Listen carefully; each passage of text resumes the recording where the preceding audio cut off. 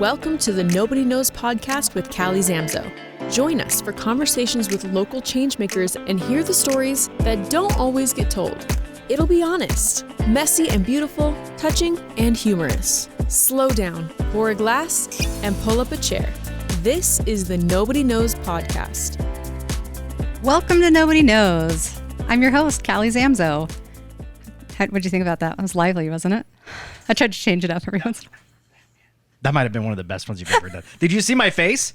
Did you see me light up? I was like, whoa, what is happening? Who is she all of a sudden? I know. You've been listening to your own podcast again, haven't you? You're like, man, I do that the same every time. You know what? Here's a truth thing. I make myself listen to every single episode. And I say make because, like most people, I have a hard time hearing myself. And I do make notes, and then I continually do the same mistakes over and over again. So apparently I'm not a good student. No, I'm so proud of you. At least you're learning. You're on the curve. It's a long road. It's a long road. It's a long road. I'm getting there. And with that, let's do a Zamzo tip of the week, shall we? I would like to discuss the fact that there will be a free Color Bowl class this Saturday, May 16th at 10 a.m. at all 12 Zamzo stores. Now, you might be asking yourself, Jody, what is a Color Bowl class? What is a Color Bowl class, Callie? A color bowl is really a fancy name for, like, if you're going to pot up a bunch of flowers. That's really what it is. You can put it in a bowl-shaped pot or a pot-shaped pot.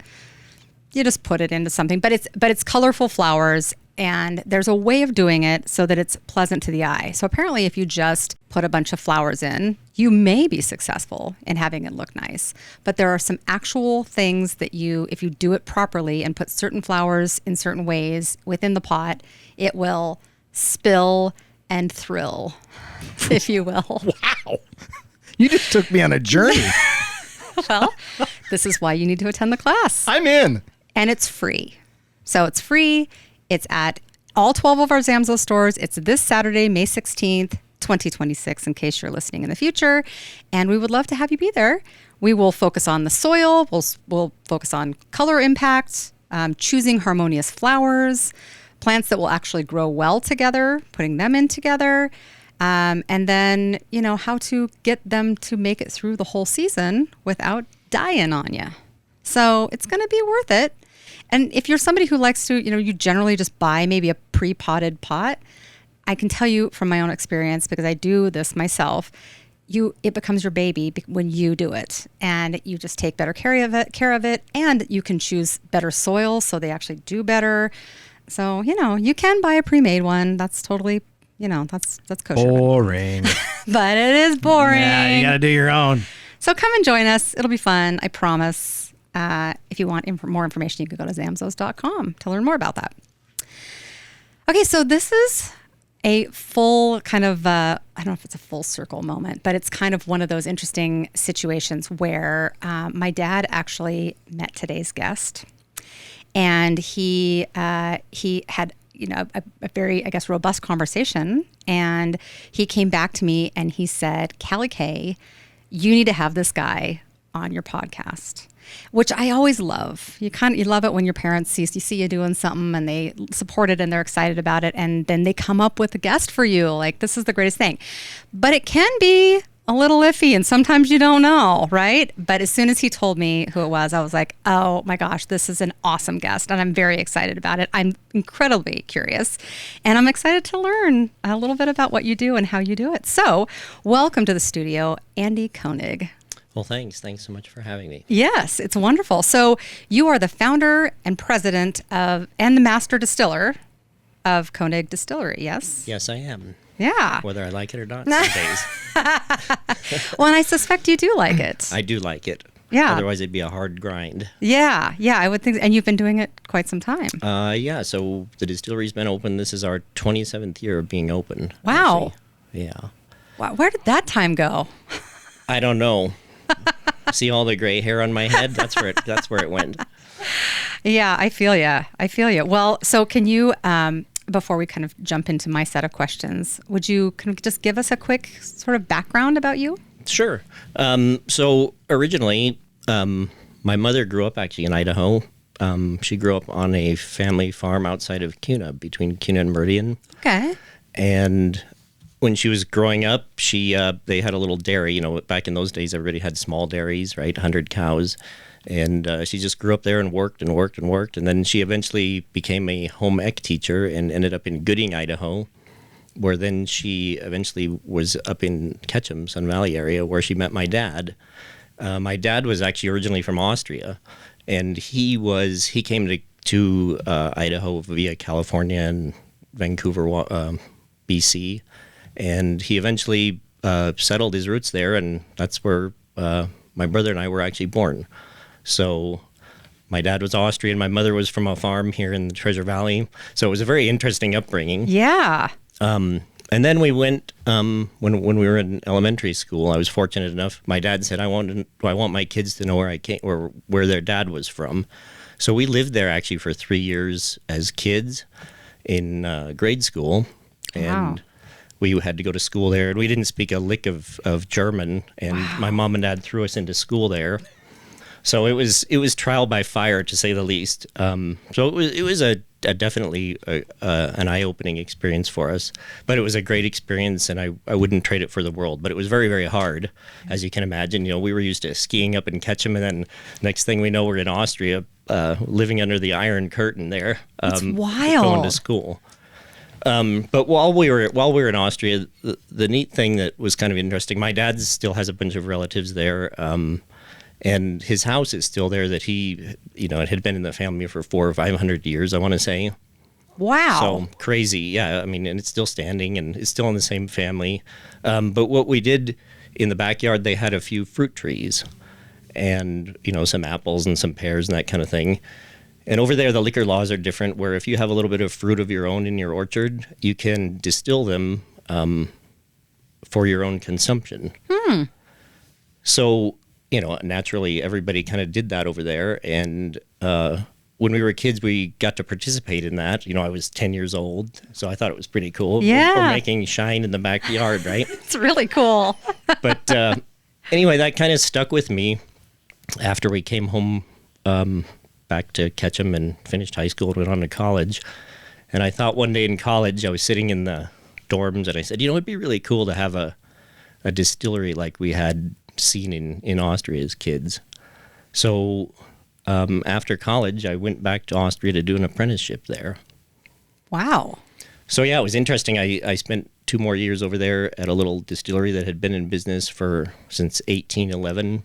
Same family, and it's still there also. And there's where I learned how to produce the brandies that we currently produce. Wow. So yeah, so then after the apprenticeship, we bought a little farm out on the sunny slope where the distillery is, and we planted a little bit of an orchard, and that's kind of where the distillery began. So when you say we, who's we? So it was my brother and I. Okay. So my brother he actually studied architecture, but he had interest in the wine business. So he started a little winery, and I started the distillery on the same property there. That's cool. Yeah. And is it just the two of you as far as siblings? Just the two of us, yeah. Okay. No more siblings, yeah. Oh, that's cool. So you share the time in Germany and all of that history together. Went through it together. Yep. So interesting. He's a couple years older than I am, so. But, okay. We were over there in school and everything else. Gosh, that's cool. That's really cool. So, tell me about the time, when you were in Austria, during that period of time where you were learning how to do this thing that you thought you were interested in, right? You kind of had the passion for it, but now you actually have to go and learn it. Right. What was that process like? So that was interesting. I happened to just get an apprenticeship at a distillery that we kind of had some family connections through. And it's a very traditional place where, they bring in nice, perfectly ripe fruit and they ferment them, distill them in old traditional copper pot stills that are made by artisans in Germany. And then they're aged and then blended with water and bottled. So it was a great experience over there too. I mean, I got to see so much culture and just family traditions that have been passed on and on and on, and it was great. And I wouldn't trade it for the world. It was really the foundation of how I ended up starting our distillery. It seems like now, I'm no expert, so please, if I sound like an idiot, it's probably because I am. But it seems like there are a lot more people who are willing to open breweries or even wineries than distilleries, at least around here. Is it harder? Is it just more like what are the why? Why do you think that's the case? Or maybe I'm wrong. Maybe there's a ton of them and I just don't know it. No, you're right. So distilleries are very hard to start because there's a lot of federal regulation around it. Wineries and breweries are in a different class of alcohol, so it's much easier to start a brewery or a winery than it is a distillery. A distillery, you have to have a federal permit. You have to have a highly bonded facility, a lot of audits. There's a lot of paperwork that goes into starting a distillery. So I found out the hard way that distilleries are built for the next generation. Oh. Interesting. Yes. So what does that mean? Does that mean there's just so much work up front that you have to do, and then by the time you've actually gotten it all done, you're ready to retire and the next generation can actually take it and run with it? Is that... Pretty much. Well, the process just to get started is, it took us 3 or 4 years just to get a permit because you have to have, first of all, you have to have local permitting, right? So on our farm out there, we had to go through the county and get a permit to have a distillery there. And then you go through the federal process, which, includes background checks, fingerprinting, all kinds of stuff it took us years. I mean, the process started back in 1994. Oh, wow. And we didn't open the distillery till 1999. So it was 5 years of grinding just to get a permit to be open. So yeah, it takes a lot of doing. Wild. So again, this is going to show my naivete, but when moonshiners, are they distilling or are they making something else? Is this the same? I think that's made for TV is what I think that is. That's fair. I don't think anybody would be too pleased on the federal side with what those guys are doing on TV. Right. So, clearly, now that's part of the fun because they're trying not to get caught, right? But are they doing the same? Like, are they creating an end product that is anywhere near what I'm going to guess not. Yours is probably much more refined. Yeah, those are pretty unrefined products, and the idea there is to get as much alcohol as you can. And in our business, we try to focus on getting the most quality alcohol that we can. Right. But those things, everybody asks me a lot about moonshiners, but I tend to think that that's probably not a thing. We're just also curious.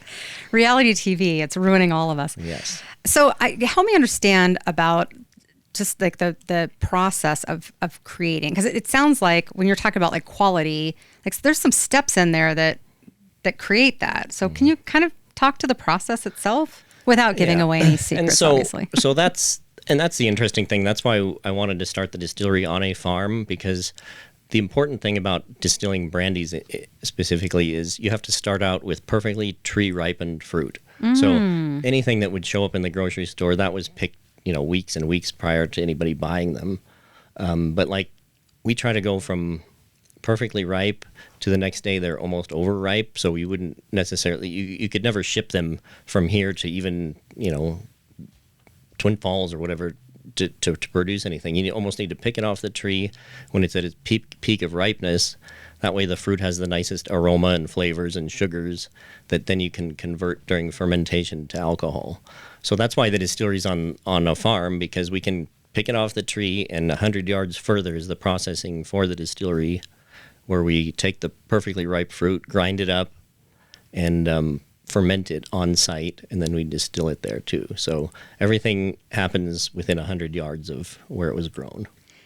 That sounds unusual. Is it unusual? Is that unusual? That's the way it is in Europe. That's kind of the way I was taught. So I was taught that way. So that's the way it was done. But it's different, obviously, when you're dealing with corn or potatoes or vodka and whiskey production. But on the brandy side, the peak of ripeness is really the key to the whole process. I mean, you can still make mistakes during the fermentation and distillation side, but really the quality is made on the tree, and you have to capture that right when the tree is, or when the fruit is perfectly ripe. Yeah.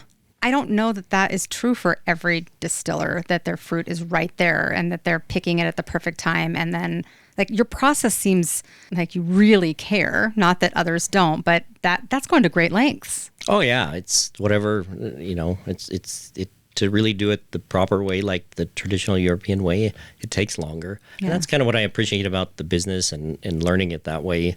There were never any corners taken or shortcuts. It was about the end product. And how do you get there? Well, you start with your own farm and an orchard. Yeah. So it's definitely much harder. And there's other people that do it differently. Obviously, if they have a distillery in Boise, I'm sure they can make products as well. Mm-hmm. And a lot of products that are distilled aren't as perishable either. So, potatoes and grains and corn and that kind of thing, that's not as critical as the fruit production, which is how the distillery actually started. Right. So my family used to have an orchard out in Emmett. You're aware of this. I've been there, yes. So I have just the tiniest understanding of growing fruit on an orchard. That alone is a big job. Like if that were the only thing you did, that would be a lot, growing the fruit. But you're doing both sides of it. And they're totally different skill sets. So how does that work? Well, I guess I got lucky. My mother was on the farming side, and my dad, was Austrian, and those two things kind of came together that way. And if you want to have a distillery, you got to have a pretty good work ethic, because it's long hours, it's hard, and it's to do it that way. It just takes a lot more effort. So it's definitely a challenge having two sets of things going on. Now we have 5 different layers of things going on. But in the beginning, that's the way it was. And when we first opened, it was myself and me at the distillery. So we didn't have any employees or anything at the time. Wow. It's interesting. My dad, I'm understanding now why it is that my dad wants me to talk to you, because, we make a lot of our own products, and there's a whole process to all the products that we make and how we make them. And I'm just thinking about some of the products in particular that literally there's one that and it's fermented. And so there's this whole process and a timing that goes along with it. And my husband and I are now the ones who make that product. And you can't say, well, I'll start it, but then maybe I'll finish it on Tuesday. Like there's a timing where you will be finishing at it, not just on Tuesday, but Tuesday morning at 8:00, because that's when the whole thing starts. And so is it similar to that where the process goes such that you have to be there at particular timing and that sort of thing? Oh yeah, it's very critical. That was one of the first things my boss told me in Austria. You distill when it's time to distill, not when you have time to distill. And there's really a lot of truth to that. When the fermentation is complete, it's got to be distilled. Especially, more sensitive. Some of the fruits are more sensitive, where they really have to be distilled quickly so that you capture the best flavors and aromas from those fruits. So it's very critical. And if it's on a Sunday, it's Sunday. Yeah. So that's the way it works. That's exactly right. Yeah. Do you think that I don't know that there are a lot of things in this world that require that work ethic or just that required, I guess, just caring. And so I'm wondering if I don't even know where the question is in this one. I guess I'm curious if you when you're finding workers to help you. I'm assuming you don't do it by yourself now. You have a team. Yes. How do you find people that are willing to do that? Well, I'd like to think it's because everybody likes me so much and they continue to work for me. That's probably true. But, in reality, most of our employees have all been at the distillery for years. Some of them have been there 15 years now. Some of them 5, 6, 8. So I try to, promote a culture where everybody's happy to come to work. I'm sure they're not most of the time or sometimes, but, and I get that. But I think it's, and I try to give people ownership and try to make them a part of it instead of saying, I'm the guy that owns it, you work for me. I try to always promote and say, we're going to do this.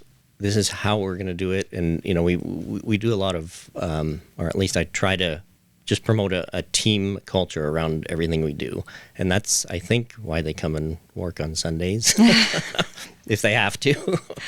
Yeah, it's you're kind of causing me to reflect on it as well. We have some teammates who've been around for a very, very long time, and they, especially like our feed mill, where things are I mean, it's a very old mill and it's an old fashioned way of doing things. And once you teach somebody how to do something, you hope they stick around, because it took a long time to teach them how exactly to run these old machinery. And, but there is a feeling, and I wonder if you have the same thing of it's a deeper caring almost for these humans that are willing to do these things for us, that it maybe less, it doesn't feel so much like an employee relationship. Is that kind of what you were talking about as far as the ownership? And yeah, and I honestly treat everybody that works with me, as a big family. Yeah. So, and I want people to come and be happy coming to work and enjoy being part of the process, and I think that's important. I don't want people to think it's just another job and it's a grind, and it is work and it's hard work, but I'd like to think that people like being a part of something. Yeah. It sounds like there are a lot of moving parts to what you're doing, between the fruit ripening and growing the fruit ripening, get all the whole process. What does that look like as far as choreographing it? Well, like I tell a lot of people, it's management by crisis, many days. That's how we operate. Whatever, I usually try to make a list in the morning of what I'm going to actually do for the day, but by about 8:05 in the morning, if not before, the list is in my back pocket and we're doing other things. Just because we have to keep things going.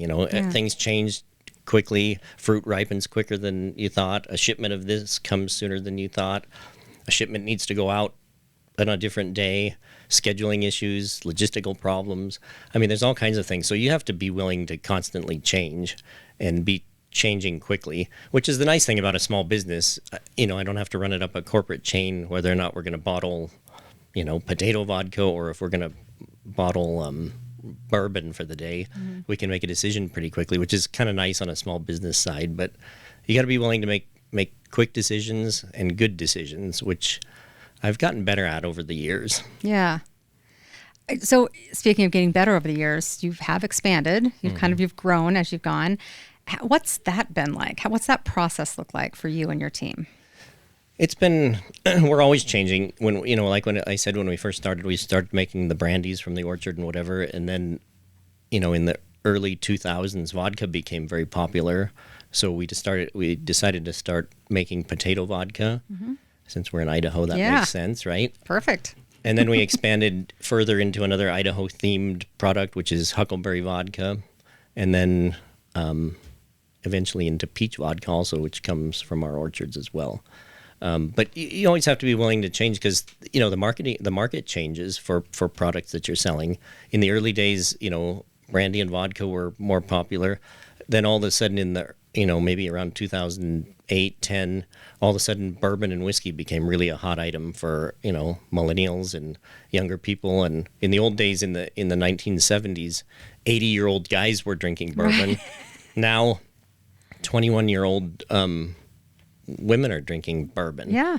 So you have to be willing to change. Otherwise, you kind of make yourself obsolete pretty quickly. So we've always, even though we've stayed with the traditional items, we've always added stuff based on what the market needs at the time to stay competitive. How do you keep up with what the current thing is? Like, how do you... I do a lot of industry research, and, you being in the industry for so long, you kind of see where trends are headed, and you try to, you're always aiming at a moving target, it seems like, where one day it's this, the next day, and trends change quickly. So you got to be willing to be dynamic and make those changes so that you don't get behind. Yeah. Do you have people that maybe, I don't know if you'd call them mentors, or whether they're just people in the industry that you have looked to kind of help shape how you're doing things? Do you have people that... I've had a ton of great mentors over my lifetime. I mean, I had unbelievable good teachers in Austria at, in elementary school that, taught us a good work ethic and learning how to do things the right way. And I've had great mentors here after we've opened the distillery too, industry people. Ironically, one of my best friends who became one of my best friends was actually through the state liquor division, who ran the liquor division for 15 years. So But yeah, I've always tried to build good relationships around people that, can mentor and help me out. Yeah. Do people seek you out to have you mentor them? Sometimes a lot of people come and say, "Oh, I'd really like to start a distillery," and what do you think about that? And I say, "That's a really bad idea." And I said, and not because I don't want any competition, but it's a very, very, very hard road. And fortunately, I was young enough to start it at I was only, 24 years old when I finished college and started my apprenticeship. But it's been ongoing now for 32 years. So Wow. it's not something, a lot of people want to start a business and the next year it's cash flowing beautifully. Right. This is a long, long thing because a lot of these products we make, like the bourbon, it's been aging now for 6 to 10 years Yeah. before we even consider bottling it. So we're forecasting now what we might sell in 6, 8, 10, 12 years from now. So that's why it's a very tough business. Yeah. Very unique in that sense. Yes. Yeah. Do you, I do this myself. I'm just wondering if you do. Do you sometimes want to go back or maybe even consider going back to do like another apprenticeship just to learn another set of things? Was there something, that was a cool experience getting to go back to Austria and spend that time totally focused on, one set of like learning how to do one thing, right?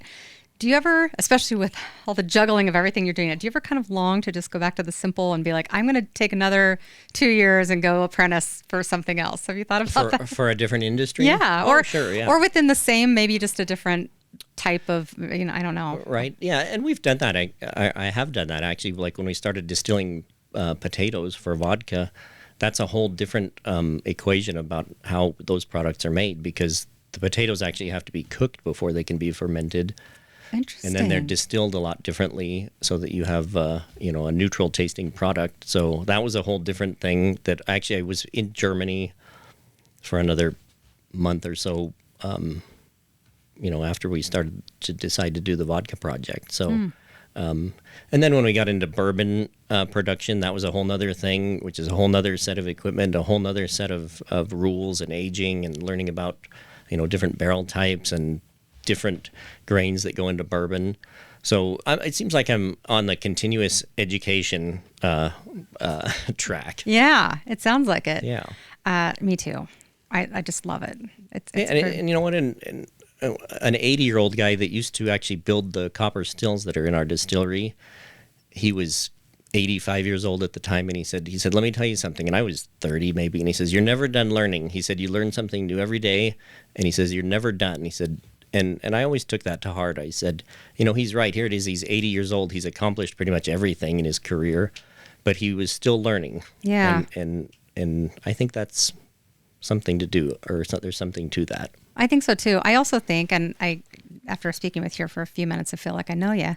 I think nice people are curious people. Yeah, I do too. And here's why I think that's true. Because if you're curious in your area, it's really hard not to be curious in other areas. So a lot of the headbutting, I think, that is happening in society right now, my philosophy is that we're just not curious enough. We just need to get more curious. And I think the people that I've met that seem to be the easiest to get along with are ones that are leaning in and asking questions before they're telling or, laying into you about something.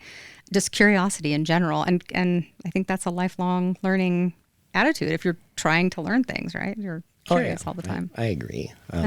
If you think you're done learning, then you're going to get behind really fast. Yeah. So, or if you think you're done learning, you might be done. Period. Which Yes. is the thing I'm like chasing. Yes. No. I want to keep learning Yeah. because that means I still have a reason to be here. Yeah. And you know what? Someday I might have to learn to use a walker, right? Exactly. Ew, boo. I don't like that idea.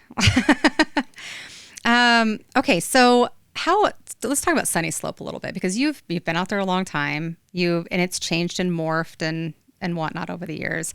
How has it changed from when you started? What are the main differences now?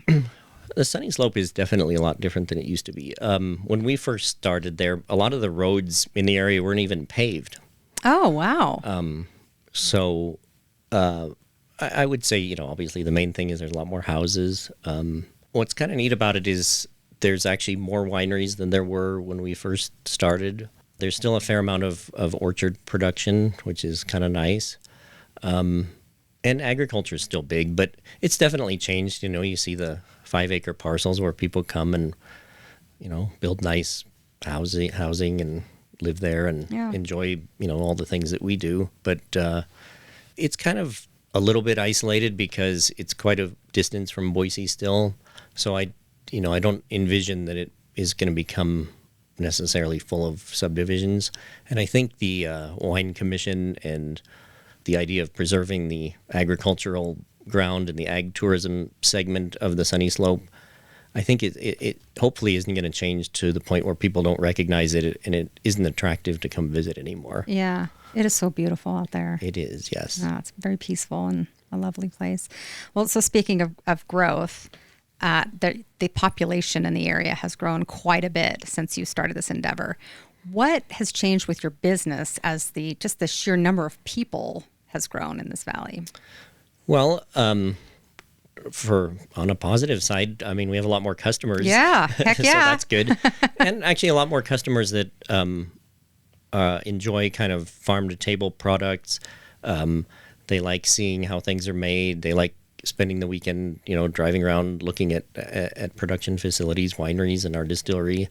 So in that way, I think it's been a positive thing. I mean, obviously the negative is, you know, the traffic and the growth and whatever, but right.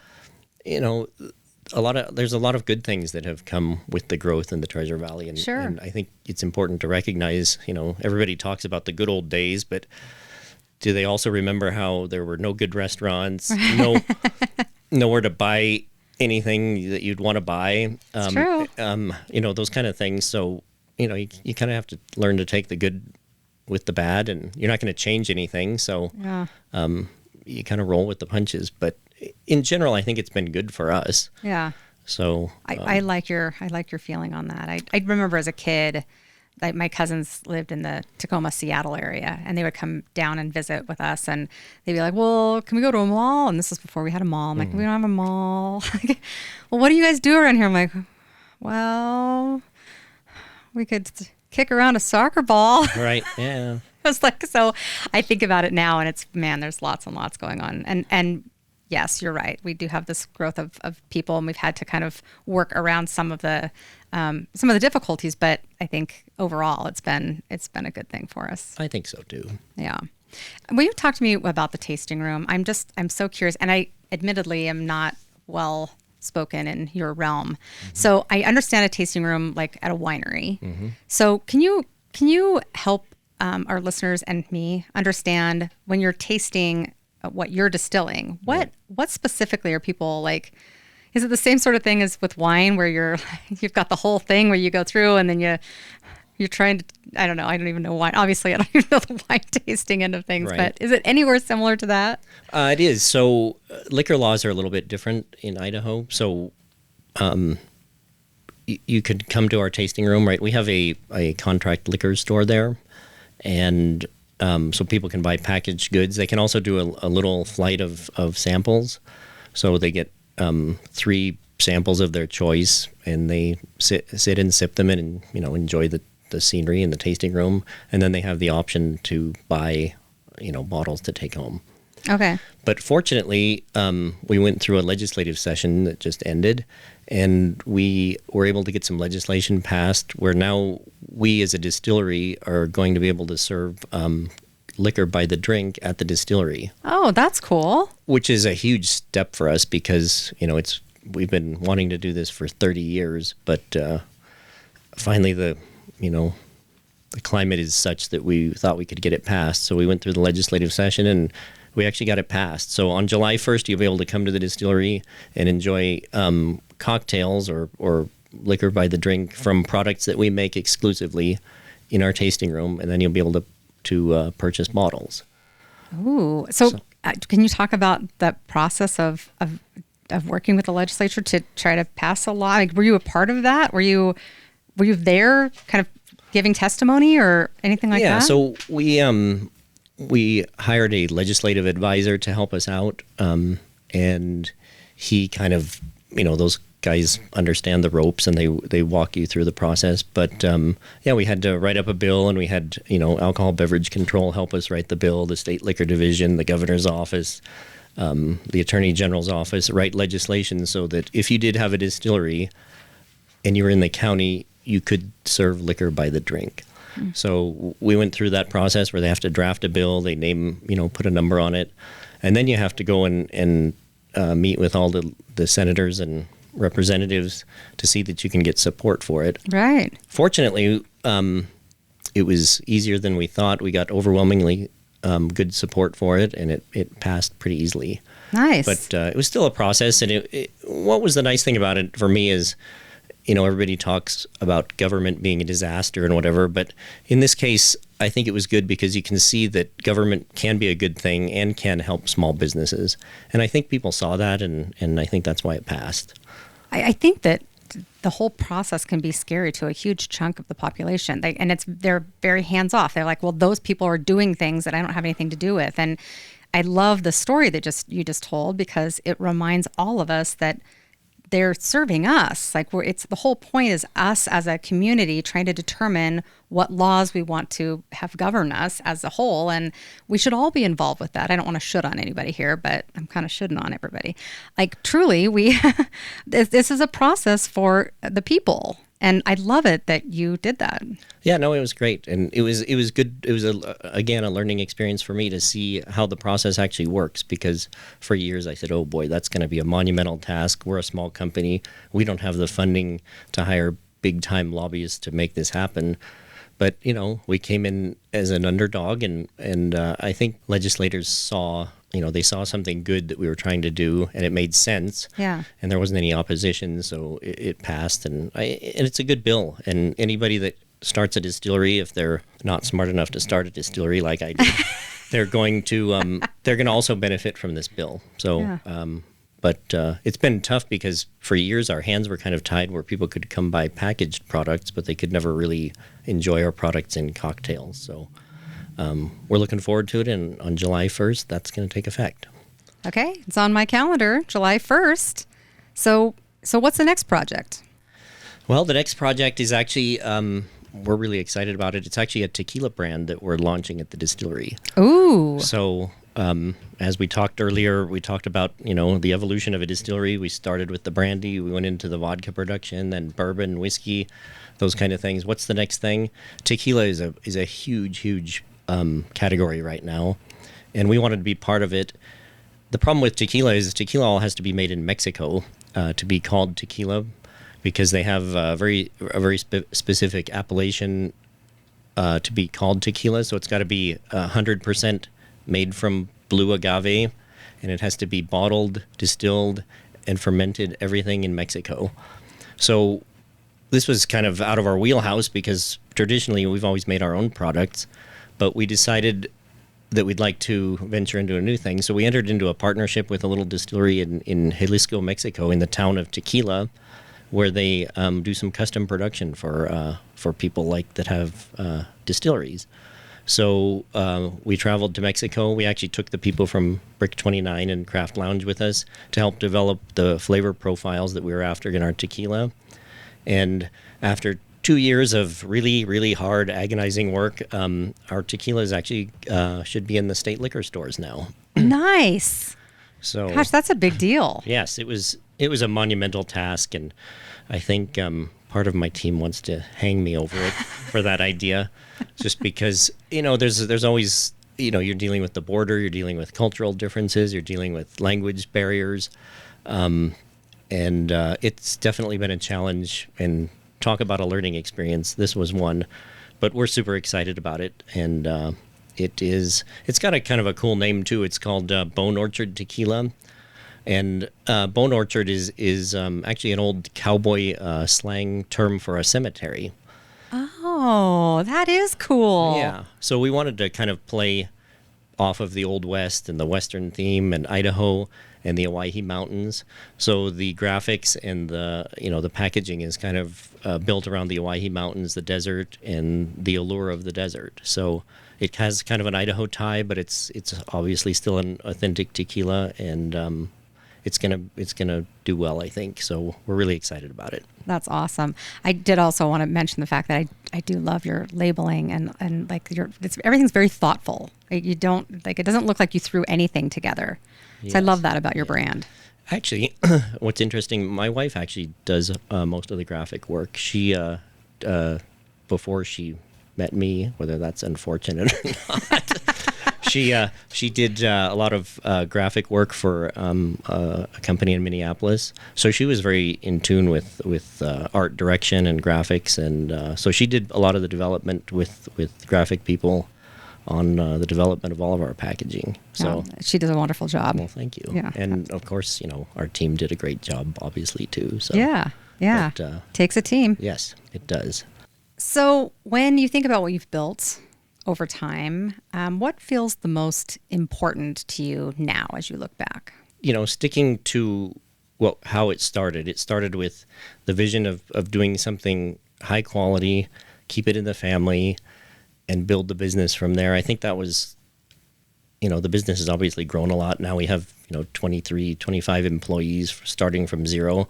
But I try to keep the vision the same, where we started small, we are still small, but we serve and we try to do things in traditional ways, and not necessarily just to make the quick dollar, but to make the good dollar, so that people can enjoy high well-made products in Idaho like the big players can, and still keep it a family operation. So that's what's been important to me, and that hopefully there'll be something left for the next generation to take over. Well, that's a perfect lead into my final question here, at least on this section, which is just has to do with like, as you move into the next generations here, what does succession look like for you and your family? Do you have some? So we have a 17-year-old son. Okay. And he's still in high school, so we'll see what he's interested in. He does like the farm side of things, and we'll just have to kind of see where that takes us. Yeah. And then my nephew is my brother's oldest. He actually worked at the distillery for a while before he went off to college. Okay. Took a gap year, and maybe I can convince him to come help us a little bit. But it'd be great if it could be passed on to the next generation. But at the same time, I wouldn't necessarily want to pass it on to the next generation because I said so. Right. I would want it to be that the kids are interested in it. You can't force your kids to be interested in what you are interested in. So I'd like to, if he becomes interested, I think that would be great. If not, I don't know. We'll see. I feel that. Yes, exactly. Yeah. You never know with these things. Right. There is always the kind of the desire to try to keep things in the family, but we love people in our family too much to force them to do something they don't want to do. Plus, the business itself won't do as well if people are not liking their jobs. So, okay, I'm going to take a quick break here and thank our sponsors. You'll be familiar with them. This episode is brought to you by Zamzows, your local source for garden, pet, and planet-friendly products. As a thank you to our Nobody Knowz listeners, use code Koenig at checkout on Zamzows.com and receive 10% off your online order. The discount applies automatically and is valid online only and excludes lawn programs. And it runs through August 31st of 2026. You can even buy online and pick up in store at any of our 12 Treasure Valley locations. Visit Zamzows.com and let's grow something good. Nobody knows like Zamzows. All right, we're going to switch gears now. Okay. This is the sharing is caring section. Okay. Somewhat rapid fire-ish. Uh-oh. So we'll That means I have to think fast, huh? No, you do not. And you can answer however you like. All right, here we go. How about a local place in the Treasure Valley that you enjoy spending time? Can it be two-part answer? Sure, absolutely. I like spending time in my garden. Ah. And I also like Brick 29 and Craft Lounge in Caldwell. That's kind of a different story, but Dustin that runs Brick 29, he's been probably our best supporter of local products. And at the very beginning when we started, he was our very first customer that brought in our Huckleberry vodka. And his Huckleberry Martini is still his top-selling item in his store. That's cool. What's great about him is I think he's underrated. He's probably one of the best chefs in the Northwest. And we're fortunate to have him right here in the Treasure Valley. So it's very good food. Nice and super nice people and down to earth and also very, very hardworking. So yes, I've always admired him. So Very good answer. How about a drink or a cocktail that you've been enjoying lately? And it doesn't have to be your own. So that would probably be a Seven Devils bourbon, old fashioned, made with house-made syrup from Craft Lounge. Oh, Yes. that's very specific. Yes. Yeah, that's kind of been my go-to lately. So Yum. A business or brand, local or not, that you think is doing something well. Oh wow, that's a tough one. I like all small businesses that do something well and are kind of family operations. And I saw a lot of these in Europe when I was a kid. There's butcher shops and little bakeries that are in these little small towns like where my dad grew up. And there's people making the same bread, the same sausages, the same cakes and cookies that their ancestors have been making for the past 7 generations. And I think that's what I like best. Businesses that do something well and keep it in the family, and they don't, they stay consistent over generations, not just over one generation or the other. So I like all small businesses. And I also like small businesses that make products, whether it's electricians or plumbers or all the trades. I've always admired that kind of thing. I agree. All right. How about something outside of work that's been bringing you joy lately? Well, I do a lot of working, but and that's the one great thing about my career. I like working, so it's not like it's a drag for me. So that's kind of an enjoyable thing. But when I do have some time off, I love to go fishing, and I love bird hunting, and just enjoying the Treasure Valley. So I like it. Okay, I lied. I have one more question. Okay. And this maybe not rapid fire. I'm just curious because I also work with my brother. What's it like working with your brother?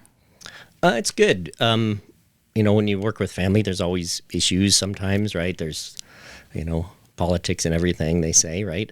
But one thing about working with family is, they're loyal, and that the intentions are there always. Yeah. And that, I've been fortunate to be able to work with family throughout my life. So it's been great.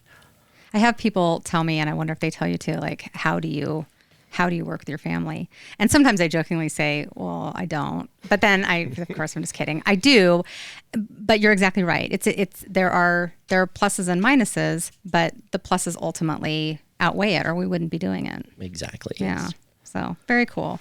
Okay, this is the last question. It's the question that we ask everybody. Okay. There are no rules. Okay. So you can answer it however you like. All right. The question is this: what is something that nobody knows?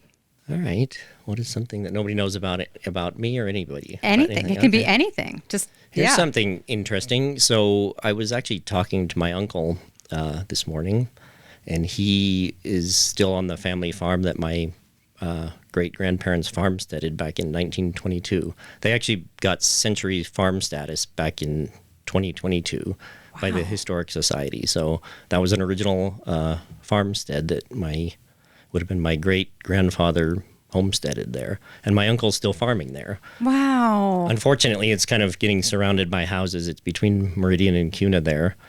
But I was talking to him on the phone, and he says, I'm going to be with Zamzows this afternoon. And he said, oh, really?